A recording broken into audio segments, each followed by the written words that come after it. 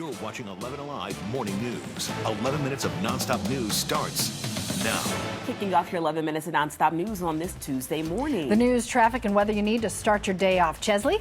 Happy spring to you. We're looking at temperatures not feeling like spring. We got a chilly start. It will be a cool afternoon for us. The temperatures will respond with that sunshine by tomorrow. We'll have the details for you coming up. Today is the next step in a push for the National Hockey League to potentially return to Metro Atlanta. One proposed arena would be in Forsyth County. 11 Alive's Chrissy Diaz joining us live this morning at that proposed site, The Gathering. Chrissy, the public can really give their opinions on how they feel about this move tonight. If you miss the Thrashers and you want professional hockey back in the Metro, today is your chance to tell leaders exactly what you think. Now, there's no guarantee the NHL will expand to Georgia, but two developers and groups are preparing just in case they do. There are bids for NHL arenas in two places, both Alpharetta and here in Forsyth County, which would be a 100-acre mixed-use development called The Gathering. Tonight at Lanier Technical College in Cumming, the Gathering development team will hold a public participation meeting. They will give project updates, get input from the public, and answer any questions you may have. The meeting is from 6:30 to 8 tonight at Lanier Technical College. They say they have 100 seats in the room, and they expect to fill every single one. Thank you, Christy. And I am Liza Lucas. This morning, we are pushing for answers as problems with the Postal Service's new Palmetto facility continue. One nursing student tells me the mail delays could cost her the American dream. Erica Fornero-Monia missed the chance to start her nursing residency after her visa was lost in transit. Never in a million years would I have thought that this was this was going to be the problem. This is what it's going to come down to. Erica is from Italy and depends on that work visa and her ability to stay in the country. Now, after visiting multiple post office locations, she and her fiance learned that that critical document was lost in the Palmetto area. USPS declined our request for an interview, but we're going to continue asking questions. So if you are dealing with these problems, we want to know. Send us an email at postalproblems@11alive.com. Thanks, Liza. In Atlanta, there's a new plan to keep parks and pools safer this spring and summer. It includes funding for more police at Piedmont Park. City Councilman Michael Julian Bond sponsored the legislation. It adds $1.5 million to the city's park improvement fund, which would be used to place more police patrols at parks and pools. City leaders say their goal is to ensure some of the most popular areas in town are safe and secure. And that was Look at Your Top Headlines, 6:50 now. Chesley, I turned on the heat last night. Hey, that's legit. Yeah. That's legit. Temperatures got down into the 30s, and we're still there, obviously. Down into the 30s and the 20s out there. So, yeah, heat, yeah, applicable. High pollen counts, folks. We saw the number get up to the 1,000 count yesterday, 1,345. That's where we were yesterday with the tree pollen, of course. Grass on the low side, weeds getting up there as well. Moderate. And look at the mold. Because of that rain we had, the mold got on up there. We'll start to see that come down a little bit as we are starting to dry out. But it's typically mid to late March that we start to see those high pollen counts. Extremely high would be the 1,500 count. Wouldn't be surprised if we get that for today. So be advised. Temperatures are starting off on the chilly side. We're down into the 30s, low 30s in a lot of spots. Even got some 20s out there, like Georgia's Rome at 29, Dalton at 29, 25 up in Blairsville, Clayton at 24. That's the cool spot. You're below the freezing mark for places like Carrollton. You're at 29 degrees. Right at the freezing mark in Duluth and Gainesville, both at 32. Canton at 30, 35 degrees Peachtree City, 32 in LaGrange, 34 right now in the city of Atlanta. You factor in the wind that we have out there, and it's lighter than what we had yesterday. Those winds were really picking up yesterday, right?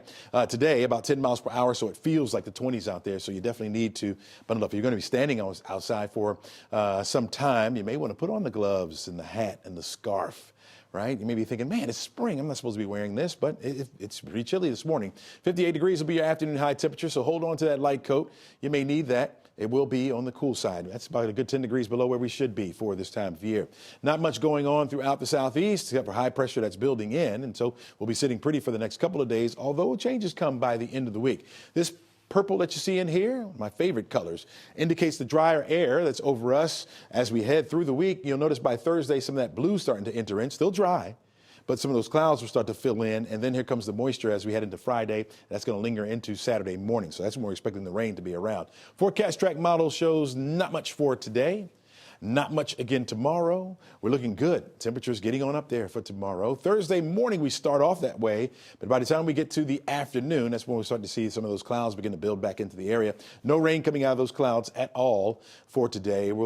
For your Thursday. It won't be until Friday that we start to see that rain push back into the forecast area.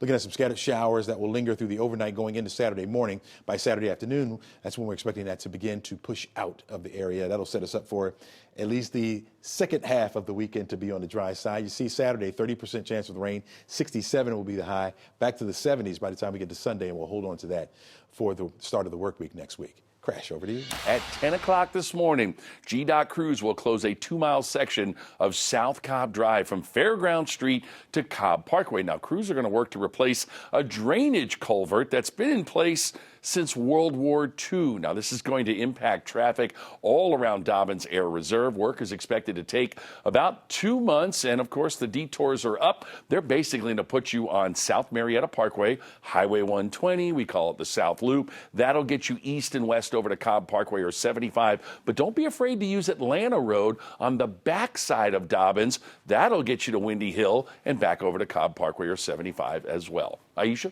Staying on top of several other top headlines for you this morning happening today, the Georgia Parole Board will consider clemency for Willie Pye. Pye is convicted of murder and other crimes in the death of his former girlfriend, Alicia Yarbo, in Spalding County. If the board grants clemency, Pye's death sentence could be reduced to a life sentence. Right now, that execution is scheduled for tomorrow night. Right now, a National Property Management Group is partnering with local law enforcement to combat squatting in Metro Atlanta. This is an issue that 11 Alive has covered for some time now. Alex Horwitz with First Key Homes says using intruder affidavits and working with local law enforcement, they have cut down squatting by 50% in their homes around the Metro. We're also doing frequent inspections of vacant homes. We've done a lot around smart technology, installing smart locks and other security measures. There is a bill under the Gold Dome aimed at stopping squatters from moving into empty homes. It just made it through the House Rules Committee. The next step is for the Senate to take a vote on the Senate floor. 6:55 now. It is game day in Athens for Georgia's men's basketball teams. The Dogs hosting Xavier in the first round of the NIT tonight at 7. This is the tournament for the next best teams not invited to the big dance. On the Falcons front, Kirk Cousins says he will wear number 18 this season. Last week, we told you that he offered tight end Kyle Pitts a donation to any charity he wanted for the number 8. Pitts said he didn't need a donation, just targets. He wants to catch balls. In the end, he's still keeping his number 8 in 2024 and shared on X, targets still coming. And one Georgia native has secured her spot on Team USA for the Summer Olympics in Paris. Atlanta's own tennis phenom Coco Gauff. She's the highest ranked U.S. tennis player and now has earned enough points to be chosen as one of the 4 women to represent Team USA. Coco hopes to be the first American woman to win an Olympic medal since Serena Williams won tennis gold in 2012. In 129 days, Faith, Jesse, and I will be in Paris to bring you the opening ceremony and all the action as we watch our many Georgia athletes going for gold. Chesley? Thanks a lot, Cheryl. We're looking at temperatures by noon, only around 46 degrees. It's going to be a cool afternoon, so you may want to keep on that heavy jacket. You're going to need that today, despite the fact that we'll have sunshine all day long. By 3 o'clock, 4 o'clock, we'll reach our daytime high of 58. Again, that's about 10 degrees lower than where we should be for this time of year. By 6, we're still at 58 degrees. We'll have the sunshine around. Those northwest winds a little bit lighter today than they were just yesterday, looking at 10 miles per hour. Tomorrow, we'll rebound. 70 will be our high temperature. We'll stay there for Thursday. Rain comes back by Friday. No winner in last night's Powerball drawing. The pot is now up to $687 million. The next chance for you to win is going to be tomorrow night. But hey, the Mega Millions jackpot keeps growing as well. That one is $875 million. You have a chance to win that one tonight. Maybe if Chesley wins, he'll put more toppings on his taco. You know, I've been thinking about that since we talked about it. I'm just a plain dude, I guess. Keep it simple. Weird. You like what you like. Yeah, that's strange. Have a great day, everybody.